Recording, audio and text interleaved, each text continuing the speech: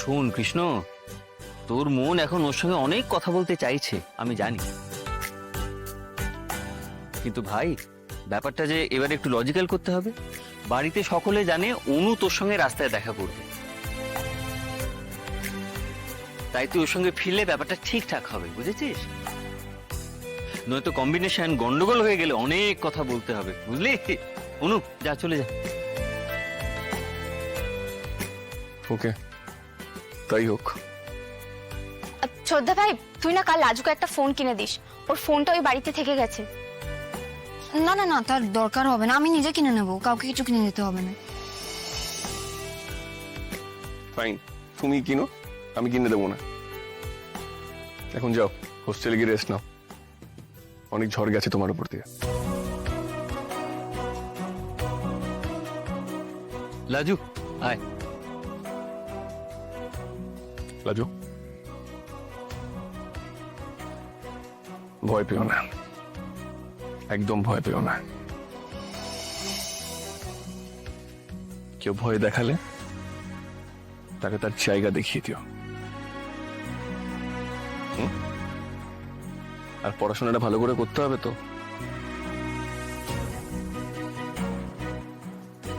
Good night.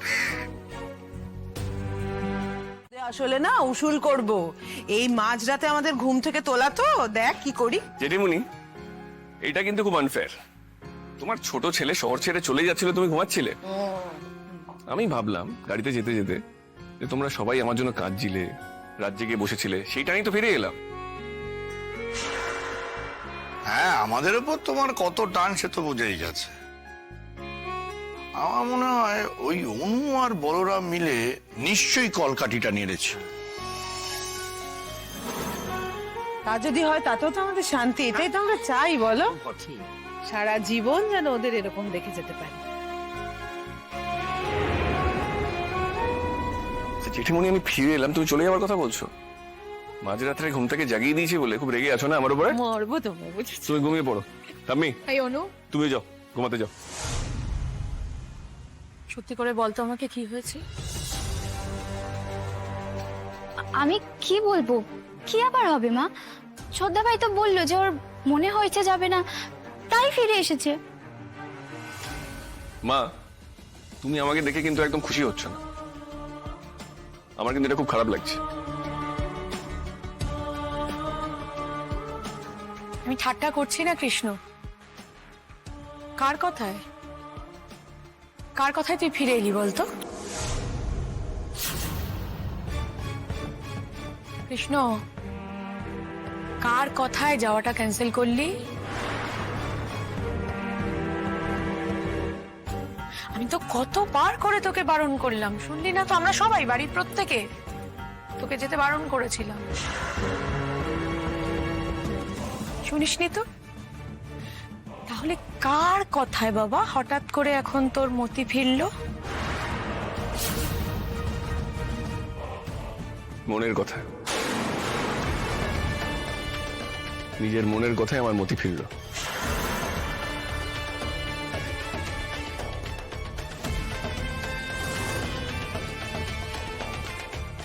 আমার মন বলছে দাদা, তোর সঙ্গে লাজুর দেখা হয়েছে, তোদের দুজনের বোঝাপড়া হয়েছে, তাই তোর ফিরে আসে। বলবে? বলবোই তো।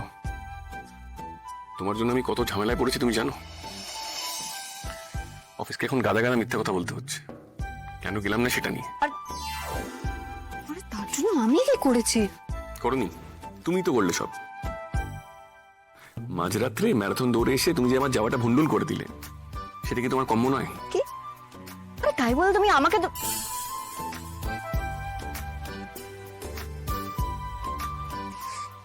তাই বলে তুমি বলবে আমার জন্য সব বন্ধ হয়ে গেল? তোমার জন্য না তো কার জন্য? এই যে তুমি ছুটে ছুটে হাঁপিয়ে এসে আমার কাছে বললে যে যেও না, বাইরে যেও না, তোমাকে ছাড়া আমি বাঁচবো না, তুমি ছাড়া আমার জীবনটা অন্ধকার। একেবারে বানিয়ে বানিয়ে কথা বলবেন, আমি মোটেই এমন কিছু বলিনি। তাই বুঝি? তুমি বলোনি আমাকে না যেতে? আমি যদি তোমায় না বলতাম তুমি কি সত্যি সত্যি চলে যেতে? সত্যি চলেই যেতাম না। আসলে ছেলেরা না একটু বোকা হয়, মুখে গোটা গোটা করে বলে না দিলে না আমরা কিছু বুঝি না। তোমার প্রত্যেকটা নায়ের মধ্যে যে একটা হ্যাঁ ছিল সেটা আসলে আমি বুঝতে পারিনি। তাই বোকামি করতে করতে হয়তো আমি ব্যাঙ্গালোর পৌঁছেই যেতাম। তুমি যে নীরবে শুধু তোমার দুটো চোখ দিয়ে বলেছো যেও না, সেটা আমি শুনেও শুনিনি। শুধু তোমার মুখের কথাগুলো শুনে নিজের সব ডিসিশন নিয়ে ফেলেছিলাম। লাজু, তুমি দেখে নিলে তো তোমার এই খিটকেলটা আসলে কতটা বোকা। এবার থেকে নিজের মনের কথাগুলো মনের মধ্যে রেখে দিও না প্লিজ, মুখে বলো কেমন?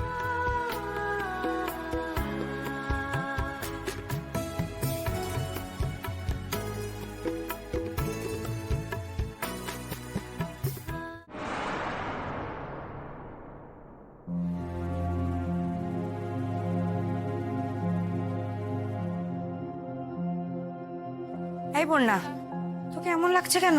এত রেস্টলেস লাগছে কেন? আর বলো না, লাজু নাকি গ্রাম থেকে পালিয়ে কলকাতা চলে এসেছে। আর অনুভব ব্যাঙ্গালোর যাওয়া ক্যান্সেল করে দিয়েছে। মানে আমি যেটা ভয় পাচ্ছিলাম সেটাই হলো মা। সে কি রে, এক রাতের মধ্যে এত কিছু ঘটে গেল? ভাবতে পারছি না। আমি না এটাই ভয় পাচ্ছিলাম। আমি খুব ভালো করে জানি লাজুটা চালাক মেয়ে না।